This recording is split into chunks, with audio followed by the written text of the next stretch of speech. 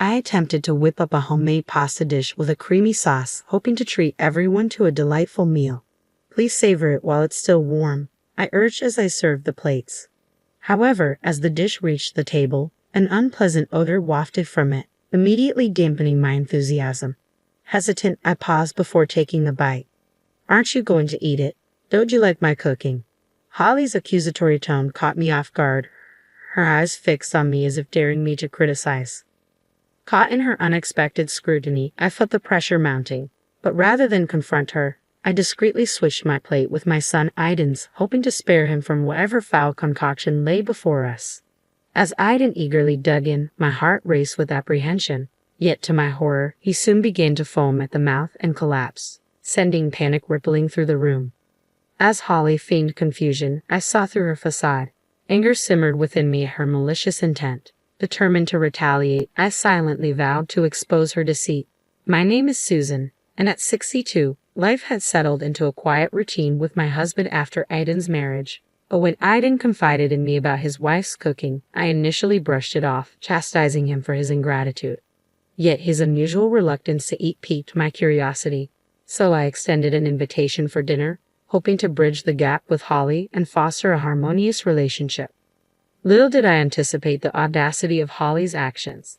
When they joined us for dinner, the evening unfolded without incident, leaving me to ponder the unsettling events that had transpired. I hope it suits your taste, Holly, I ventured as she sampled the dish I had prepared. It's delicious, she replied, her expression lighting up with satisfaction. Grateful for her approval, I couldn't help but feel a sense of pride at her compliment. I'm glad, thank you, I responded with a smile. Holly continued, expressing her admiration for Aiden's fond memories of my cooking. Her words made me blush with embarrassment and pride all at once. And I'd also made a dish for you as a gift, Holly announced, placing a large container in the center of the dining table. Curiosity piqued, I inquired about the contents. Holly, what on earth did you make for us? It's a French dish called quiche. Don't you know it? She replied confidently, opening the container to reveal its contents. However, what greeted us was far from appetizing. The burnt surface and the gooey, undercooked interior emitted a foul odor that made me involuntarily grimace. You just mix the dough and bake it so it's easy to make, Holly explained, seemingly unfazed by our reactions. Despite my reservations, I timidly picked up my chopsticks to give it a try. But the undercooked dough made me hesitate, and even my husband refrained from taking a bite. Seeing our reluctance, Holly's insistence wavered. Mother-in-law, aren't you eating it? She questioned, her tone strained. I'm sorry, but I feel like it's a bit undercooked. Can we go ahead and reheat it? I suggested gently, hoping to avoid any offense. Holly's reaction was palpable as she frowned at my critique. Never mind, she muttered, slamming the container onto the table with a hint of frustration. I didn't think I'd be treated like this just for bringing a dish. Do you think you can do anything just because you're good at cooking? Holly's frustration simmered as she confronted me. Holly, calm down before you complain to Mom. Don't you think you should try it yourself? I interjected, trying to diffuse the tension.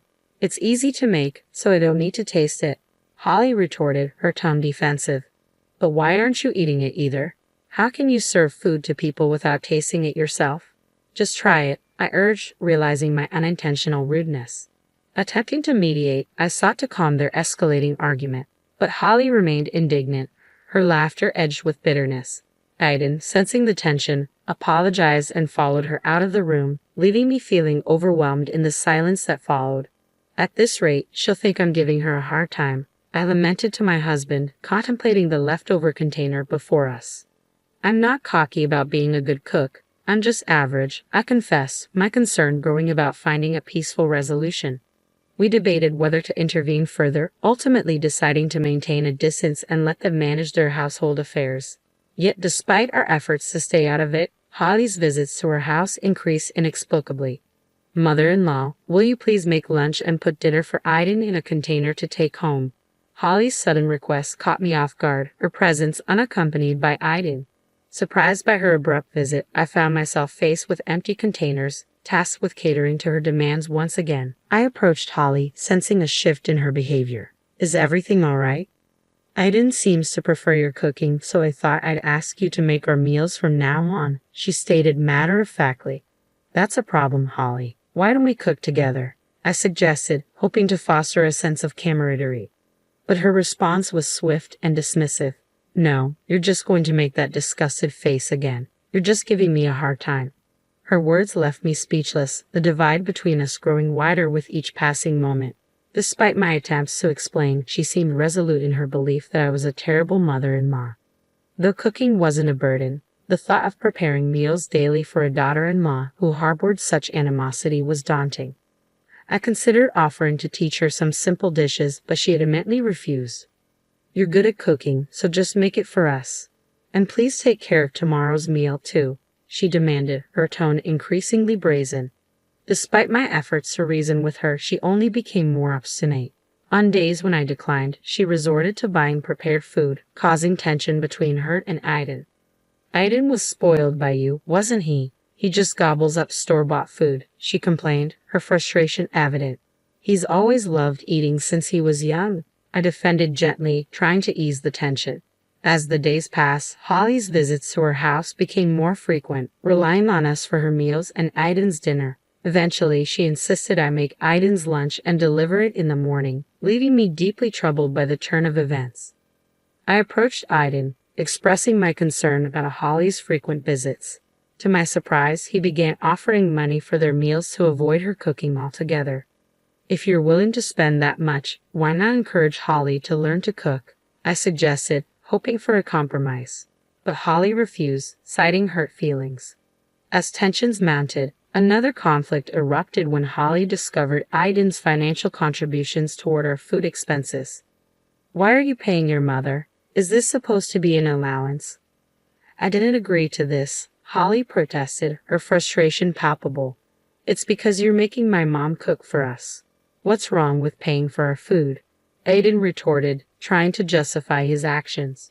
Despite our efforts to resolve the issue, Holly remained adamant, viewing our actions as a slight against her. No matter how much we tried to reason with her, Holly refused to listen, insisting that not eating her cooking constituted harassment. Feeling caught in the middle, I decided to step back from cooking for them, hoping it would bring some resolution, albeit temporary. However, Holly remained displeased, and I realized it was futile to continue intervening. Reluctantly, I urged them to resolve their differences on their own. Weeks later, on a calm afternoon, Holly visited again, but this time, Aiden was by her side. The unexpected sight left me on edge as I greeted them at the entrance, uncertain of what lay ahead. I want you to teach me how to cook. Holly finally agreed to listen to reason. Please, just this once, I implored, relieved that our discussion had led to a positive outcome. Together, we made our way to the kitchen, where Holly arrived with her own ingredients, displaying a newfound motivation. However, to my surprise, she insisted on working alone and promptly ushered me and Aiden out of the kitchen. Confused, we exchanged worried glances, but Holly remained firm in her decision.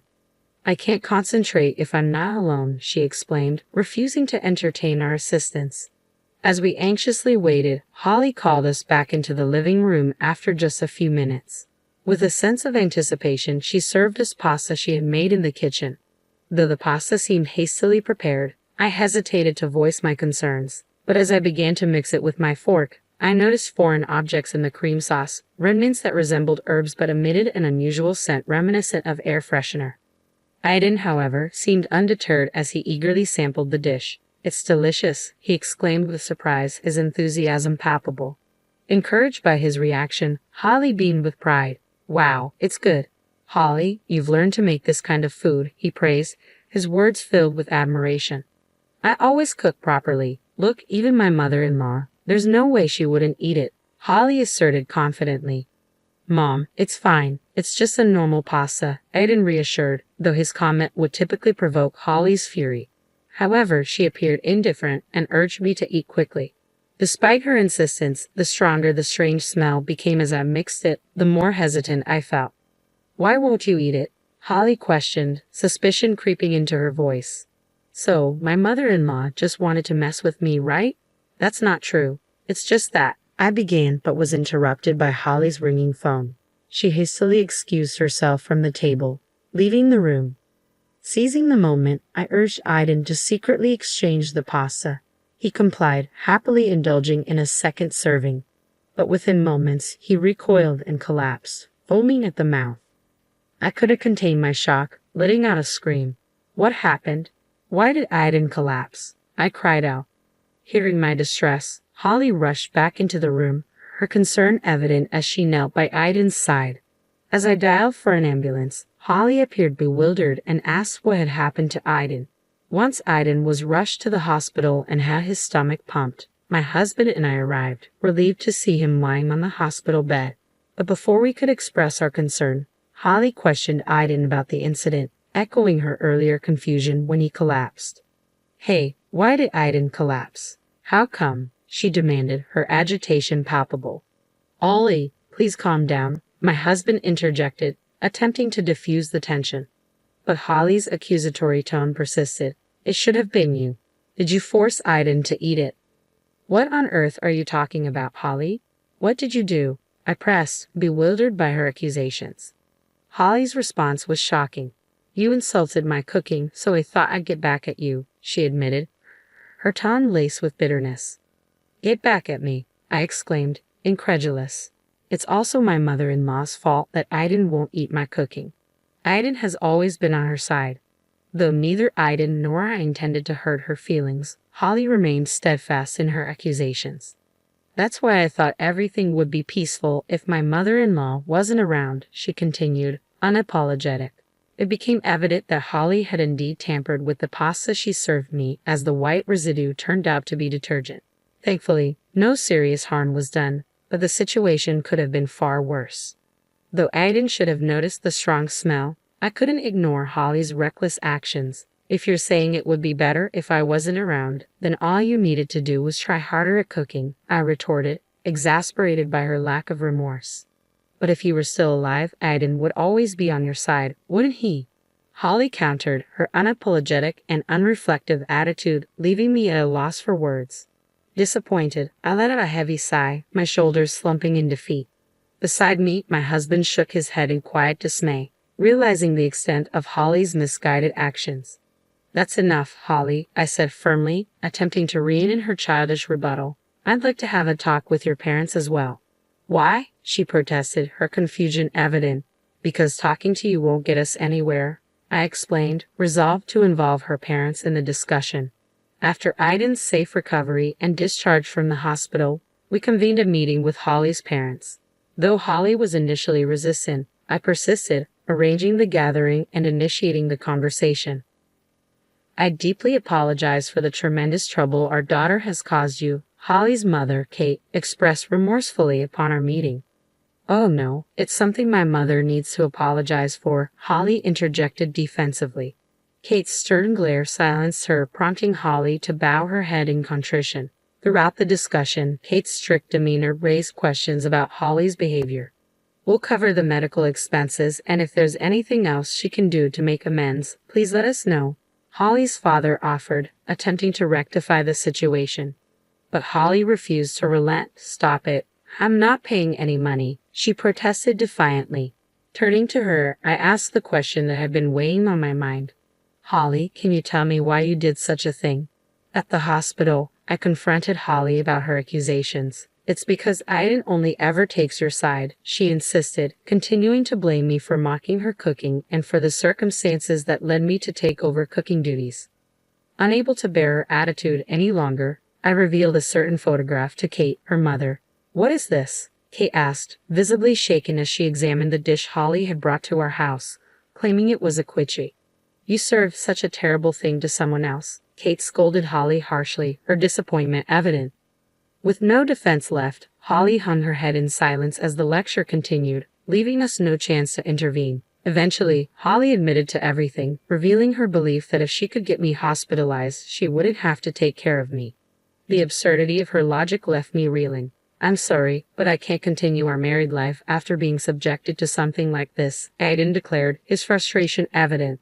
Why not? It's not my fault. You shouldn't have taken your mother's side, Holly retorted, her defiance crumbling under the weight of Aiden's words. You be quiet. You could be turned over to the police for this, I interjected, watching as Holly paled at the mention of the authorities. Though there was some trouble regarding compensation and hospital fees, Kate promised to make Holly pay, de-escalating the situation.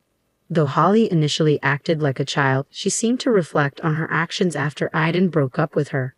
Later, Anne discovered that Holly's parents, whom she claimed not to get along with, were actually professional chefs. Seemingly rebelling against their strict culinary standards, Holly had adopted unorthodox cooking methods after getting married. Learning of her parents' anger and the so-called bridal training she was undergoing, I realized the importance of teaching my son basic household chores. Aidan, appreciating the privilege of having someone cook for him, began making simple dishes on his own, sometimes joining me to cook meals together. Surprisingly, my husband also became interested in cooking, and the three of us now enjoy cooking together with occasional role reversals where they handle the cooking while I relax.